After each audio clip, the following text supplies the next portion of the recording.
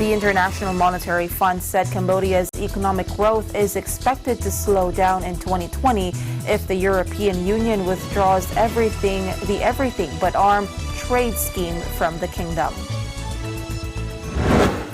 And bridging the digital divide in ASEAN.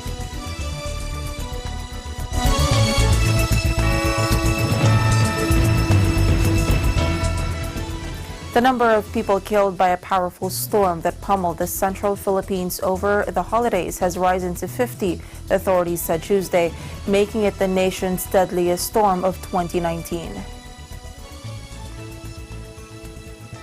Typhoon Panfani's destructive winds and heavy rains brought down flimsy homes and destroyed commercial buildings, mainly in the central island of Visayas, affecting more than 2 million people. At least 80,000 remain in emergency shelters and might have to stay until the new year, given the scale of destruction. National Disaster Agency spokesman Mark Timbal said they are sad that some of the countrymen are still in evacuation centers, but they assure them that they will continue to receive support until they get back on their feet. 5 people are still missing after the storm, which also left 143 injured. The death toll, up from 41 on Sunday, included 3 sailors who died after their vessel capsized, a policeman electrocuted by a toppled post, and a man struck by a falling tree. Typhoon Panfani, locally called Ursula, was the 21st cyclone this year to hit the storm-prone Philippines. Many of the storms wipe out harvests, homes, and infrastructure, keeping millions of people in perpetual poverty. Iran's Revolutionary Guards have seized a ship suspected of fuel smuggling and arrested 16 Malaysian crew members, state media reported on Monday. The website of Arab State Television said the guards confiscated 1.3 million liters of smuggled fuel from the unnamed vessel 15 nautical miles from Abu Musa Island. The guard's naval commander for the region, Brigadier General Ali Osmai, was quoted as saying the ship's 16 crew who are of Malaysian nationality were arrested. Abu Musa is one of 3 islands in the southern Gulf that are under Iranian control, but claimed by the United Arab Emirates. This is the 6th ship smuggling fuel that the Guards Navy has confiscated. In September, Iran seized a boat and arrested 12 Filipino crewmen from a suspected fuel smuggling ring in the Strait of Hormuz, state media reported. The Islamic Revolutionary Guard Corps detained a foreign tanker in Gulf waters on July 14 for allegedly smuggling contraband fuel. Iran also seized another ship on July 31 with 7 foreign crew aboard over fuel smuggling, but it never revealed the vessel's identity or the nationality of its crew. Tensions have been high in the Gulf this year after the United States stepped up a stated campaign of maximum pressure on Iran following its withdrawal from a landmark nuclear deal in 2018. The escalation saw ships mysteriously attacked, drones downed, and oil tankers seized in the Strait of Hormuz, a choke point for a third of the world's seaborne oil.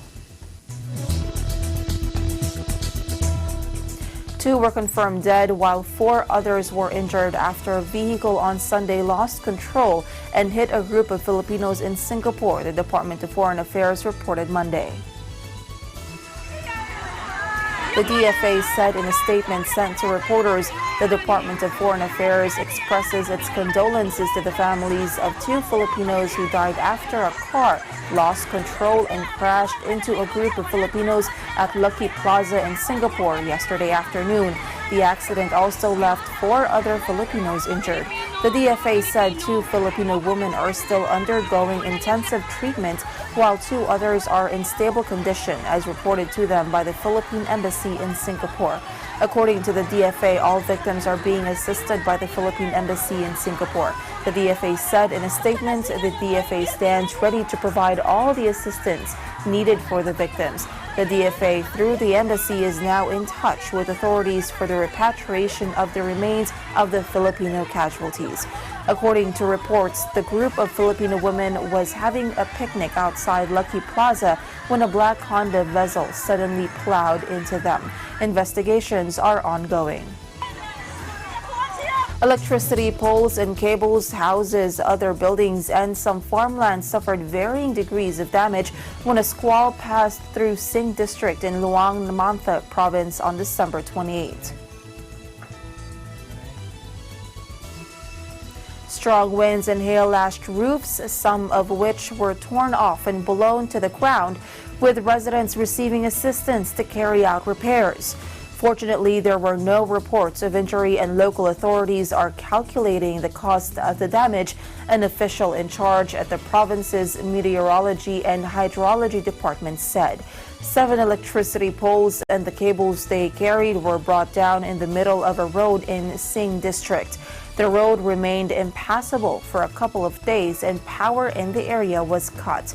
However, the poles were re-erected on Monday after the winds eased. The total number of households affected was unknown, but local authorities provided aid to those in need by helping them to repair their homes. The public is urged to take care and be alert to the possibility of sudden weather changes with strong winds, low temperatures, and hail all possible this year. Tropical storms brought wind and torrential rain to many parts of the country, with persistent heavy downpours in August and September.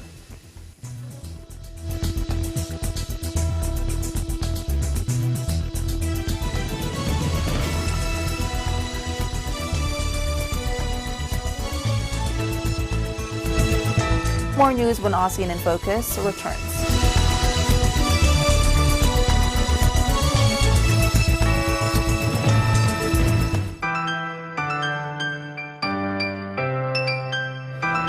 To all the brethren around the world, from the local of Milton, Southern Ontario, Happy New Year!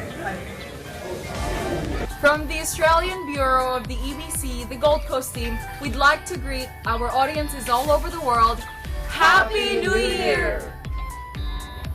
From the EBC correspondents here in Brisbane, Australia, we would like to greet everyone around the world. Happy 2020! We are one with 25!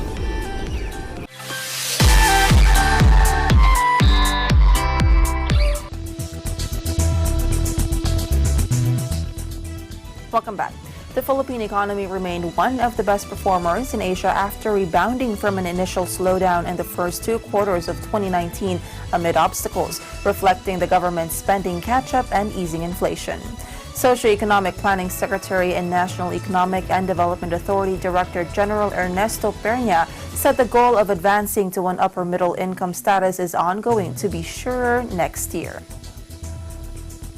He said, "We are going to be reclassified as an upper middle income country by next year, and the downside to that will be less access to concessional loans. So we really have to make sure that we finish our major infrastructure projects that are big ticket projects in terms of cost by 2023. Pernia said the government intends to focus on projects that can be completed by 2022, as well as those that can be started substantially such that it will be more difficult for the next administration to reverse. He said there is a grace period of 3 years from the time the country achieves the status before changes in terms and conditions of lending agreement take effect. In the World Bank's classification, upper middle income economies are those with a gross national income per capita of $3,996 to $12,375. The Philippine GNI per capita reached $3,830 in 2018. The Philippine gross domestic product accelerated by 6.2% in the third quarter, making it the second fastest growing major economy after Vietnam and ahead of China, India, Malaysia, Indonesia, and Thailand. It recorded a 5.8% growth rate in the first 3 quarters of 2019, slightly below the lower end of the government's 6 to 6.5% full-year growth rate. A Philippine envoy, together with other top diplomats from the Association of Southeast Asian Nations, spearheaded a lecture introducing the various pillars of Asia's premier regional bloc before the students and officials of the University of Economics in Paraguay. In a report in the Manila Bulletin, Philippine Ambassador to the Czech Republic, Ombra Jainal, presented the ASEAN Social-Cultural Pillar as one of the highlights of the lecture entitled ASEAN's Economic Powerhouse in a Changing Global Order, held at the Czech capital early this month. Malaysian Ambassador Zanaria Biti Zainal Abidin made a presentation on the structure of the ASEAN political security community and provided updates on the issues and challenges that the ASEAN is currently addressing. A representative from the Vietnam Embassy focused on the second pillar, the ASEAN economic community, underscoring the growing skilled labor and expanding domestic market of the region that makes ASEAN a major hub of manufacturing and trade. Myanmar's Ambassador Kai Thi So discussed ASEAN's economic partnerships with dialogue partners and the European Union, where the Czech Republic is a member. Thai Deputy Head of Mission Natanipa Burusapat presented an overview of the ASEAN as an organization as well as the achievements of Thailand's chairmanship in 2019. According to Jainal, the lecture was just one of the many projects of the ASEAN Committee in Prague aimed to raise public awareness about the regional grouping and advance its interest in the Czech Republic.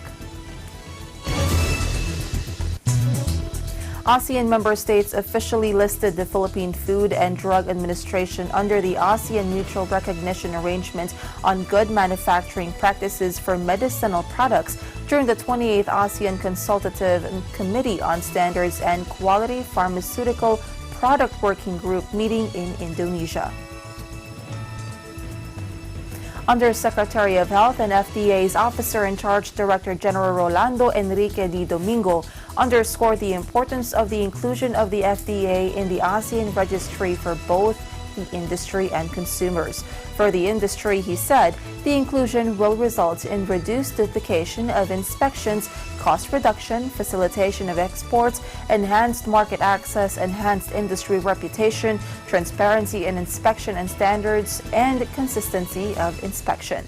The inclusion, he said, will also increase confidence in the quality of medicines for consumers, increase in reliability and quality of medicines, improved consumer safety and protection, better control of counterfeit medicines, and improved access to affordable quality medicines. Cambodia's economic growth is expected to slow down in 2020 if the European Union withdraws the Everything But Arms Trade Scheme from the kingdom, the International Monetary Fund said in a press release on Friday. The economy is projected to grow 6.8% next year, slightly lower than 7% this year, driven by continued export growth and strong construction activity, the press release said. It said Cambodia's economic outlook is subject to significant downside risk. The ongoing EBA review by the EU, Cambodia's primary export partner, could lead to a suspension of preferential trade access later next year, which could have a large negative impact on economic activity. The EU started in February the 18th-month process that could lead to the temporary suspension of Cambodia's duty-free trading access to the EU market under the EBA scheme due to concerns over human rights and labor rights.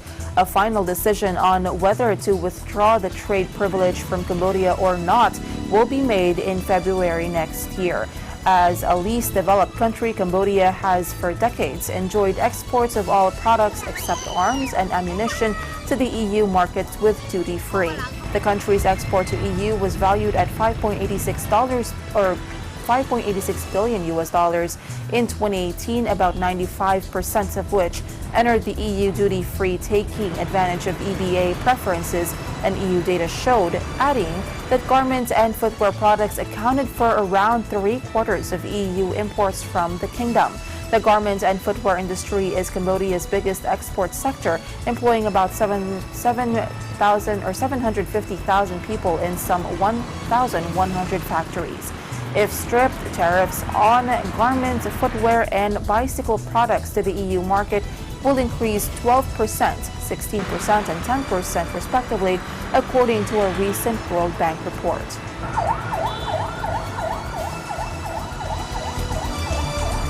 The number of tourist arrivals from China and India is expected to increase with the government's move to provide a 15-day visa-free entry to Malaysia for a one-year period from January 1. Tourism, Arts and Culture Ministry Secretary General Datuk Dr. Noor Zari Hamad said tourists from the two Asian countries were already among the top contributors to the nation's tourism sector. He said tourists from Singapore and Indonesia remain the top arrivals, followed by tourists from China, India and Thailand. Malaysia has set a 30 million tourist arrival for Visit Malaysia in the year 2020, which begins on January 1 in a bid to make Malaysia the destination of choice for leisure and business.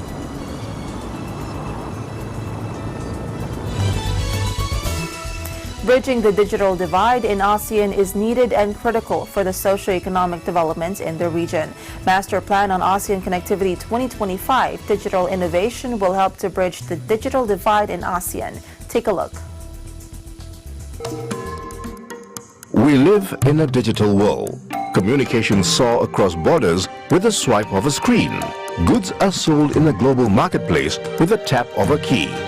With the Master Plan on ASEAN Connectivity 2025, our goal is to improve the region's infrastructure to enhance the movement of people, goods and services. We aim to deepen regional linkages and enhance the region's physical infrastructure, institutions and people-to-people relations. Singapore sees the great potential of e-commerce in ASEAN. A study that was done by Temasek and Google last year showed that it is actually growing on a 36% year-on-year growth. This will reach about $88 billion by 2025. To address this, SingPost has actually transformed itself from a national post to a global e-commerce logistics company. The ASEAN logistics network can be supported by a strong regulatory environment. This includes tariff-free trade policy to have goods that can freely flow across the logistics network within the ASEAN countries. Bridging the digital divide in ASEAN is critical to the socio-economic development in the region. The Master Plan will help to bridge the digital divide in ASEAN by improving the region's connectivity. It will support the adoption of digital technology and digital solutions throughout ASEAN and create international opportunities for even the smallest business. In Snapfit, we have collected consumer data in terms of who they are, how do they spend their money, where do they spend it, and when do they spend it. If this data is to be shared within the ASEAN region with proper governance policies, it could potentially transform the business landscape of ASEAN. This data is a powerful tool for businesses to know who the consumer are and to help businesses make better business decisions, not to rely on intuition but on reliable consumer data. Micro, small and medium-sized enterprises are crucial to ASEAN success. Through supporting the adoption of digital technologies and promoting a positive digital environment, the Master Plan will ensure these companies and the region's economies continue to benefit and grow.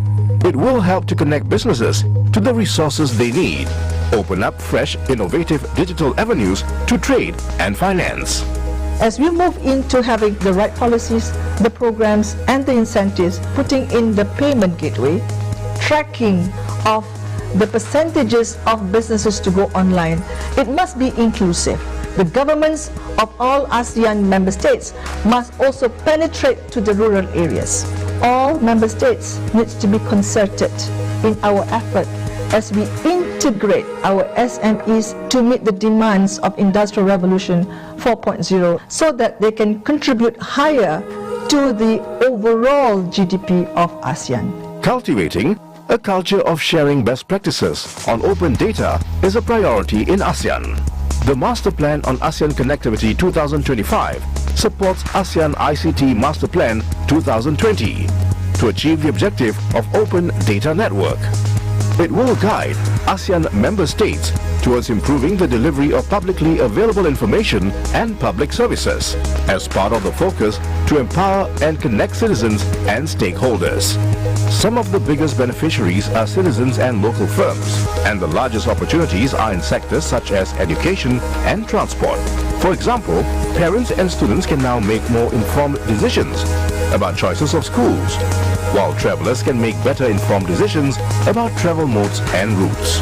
In this world of open data, it's equally important to ensure a safe and trusted digital environment in ASEAN. The Master Plan will enhance personal data protection and data management in ASEAN by identifying best practices, potential areas of improvement, and exploring opportunities to build a safe and trusted digital ecosystem in the region. The Master Plan on ASEAN Connectivity 2025, connecting ASEAN to a digital world of opportunities.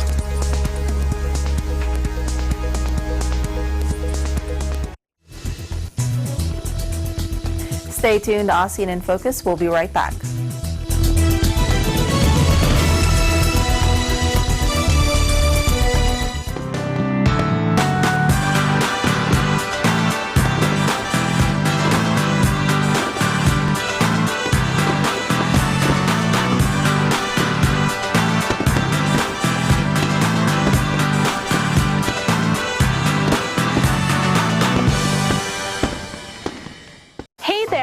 Aquino here at Hatley Castle, one of the filming locations for the X-Men series. Don't forget to tune in to Digital Nest only on Net25.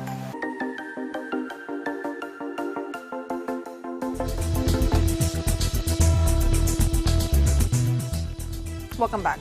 Indonesian products clinched 9.75 billion rupiahs in potential transactions at the Vietnam Expo 2019, held at the Saigon Exhibition Convention Center, Ho Chi Minh City, Vietnam, from December 4 to 7. Chief Indonesian Trade Attaché in Hanoi, Mohammed Iqbal Dijamil, in a statement released Friday, said Indonesian products received a good response from buyers and visitors at the expo, recording 9.75 billion rupiahs in potential transactions.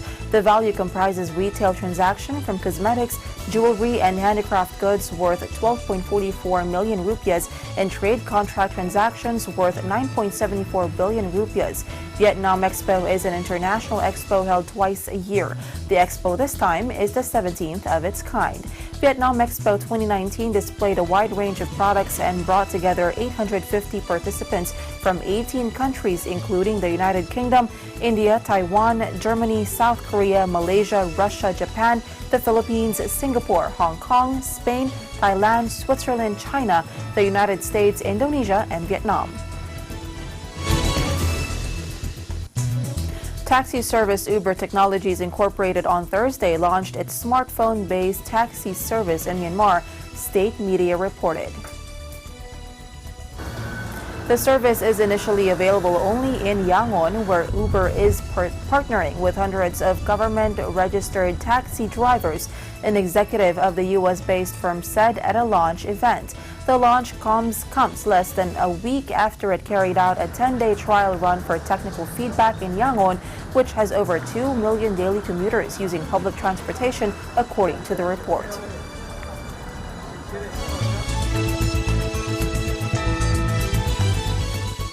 And that is the latest news in the Southeast Asia nation. Stay updated about the ASEAN region.